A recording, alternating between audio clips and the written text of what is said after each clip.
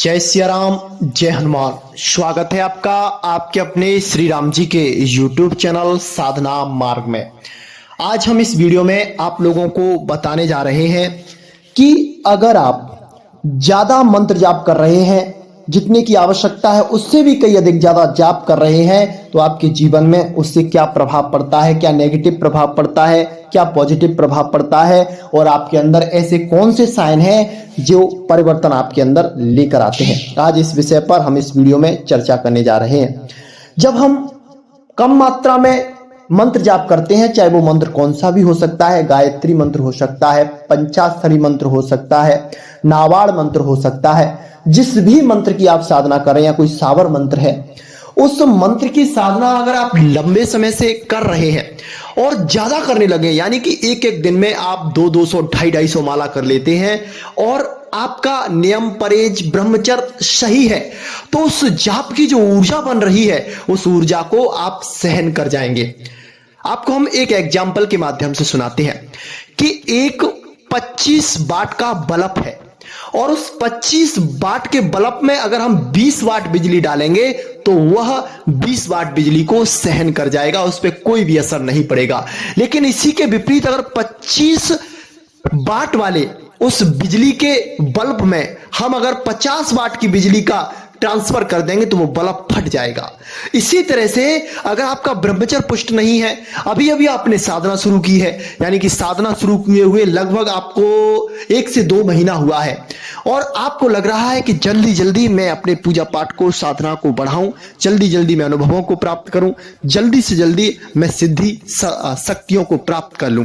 तो इसके विपरीत फिर आपके साथ होने लगता है। आपकी ऊर्जा उतनी होती नहीं है, जाप की ऊर्जा आपकी अधिक बढ़ जाती है, तो फिर आपका नाइट फॉल हो जाता है, या फिर आपको कोई ना कोई ऐसी फीवर बन जाता है, किसी किसी को फीवर भी हो जाता है, कोई ना कोई बीमारी हो जाती है। शरीर की ऊर्जा जब अनियंत्रित हो जाती है तो फिर वह ऊर्जा आप पर संभल नहीं पाती है। इसीलिए तो कहा जाता है कि जाप साधना की शुरुआत जो की जाती है वह पहले शुरुआत धीरे धीरे की जाती है, यानी कि धीरे धीरे आगे बढ़ा जाता है। जब आपकी साधना और आपका ब्रह्मचर्य अच्छा है, यानी 1-2 साल का आपका ब्रह्मचर्य है, आपकी साधना भी अच्छी है, आप मंत्र जाप निरंतर कर रहे हैं, तो फिर क्या होता है, आपका जो शरीर है वो उस ऊर्जा को संतुलित करता है। फिर वो जो ऊर्जा है आपके आध्यात्मिक उन्नति कराती है। वो कैसे कराती है कि जैसे आपके चक्रों को भेदन करेगी, चक्रों को एक्टिव करेगी, आपके अंदर पॉजिटिविटी लाएगी, आपके अंदर दैवीयता लाएगी,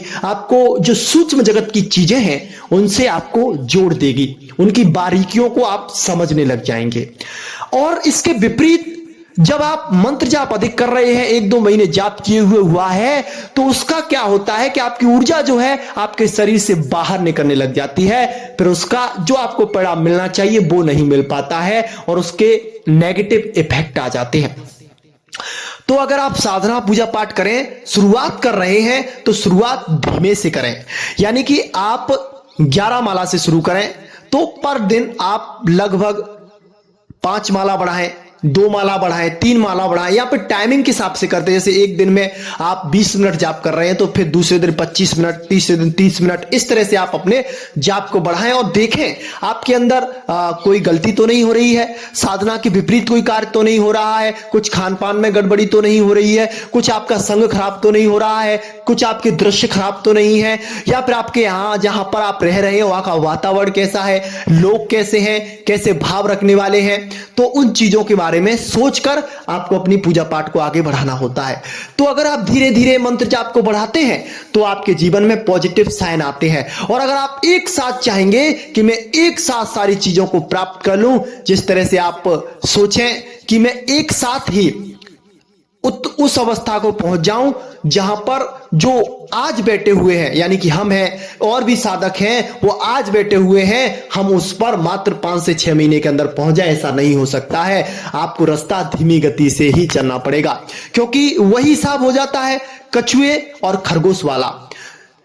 कछुए और खरगोश की जो रेस होती है, खरगोश तो सोच लेता है कि मैं तो रेस मेरी बहुत अच्छी है, आएगा मैं आराम करके आराम से भजूंगा, लेकिन जो कछुआ है वो अपनी निरंतर चाल से आराम आराम से धीमी धीमी गति से बढ़ता है तो वह खरगोश को भी हरा देता है। इसीलिए देखो भाई साहब, धीरे धीरे सब होता है। वो कहा है ना कबीरदास जी ने कि धीरे धीरे रे मना धीरे सब कुछ होए, माली सींचे 100 गड़ा सबे पाए फल होए। यानी कि आप धीरे धीरे कार्य को करिए, धीरे धीरे साधना करिए, धीरे धीरे उन्नति करिए, तो आपको सब कुछ प्राप्त हो जाएगा। एक साथ अगर आप किसी चीज को प्राप्त करने की कोशिश करेंगे तो ऐसा नहीं हो सकता है। तो साधना के भी नियम होते हैं, तरीके होते हैं, उनको आप अपनाएं और इन नेगेटिव इफेक्टों से बचें। और आप धीरे धीरे साधना करेंगे तो आपको दिव्य अनुभव भी होंगे, शक्तियां भी प्राप्त होंगी, शक्तियों से आपका जुड़ाव भी होगा, आपके अंदर पॉजिटिविटी भी आएगी, तंत्र मंत्र जादू टोना ये आपका कुछ बिगाड़ नहीं पाएगा। आप जो कार्य करेंगे उसमें सफलता मिलेगी, आपकी दिनचर्या सही होगी।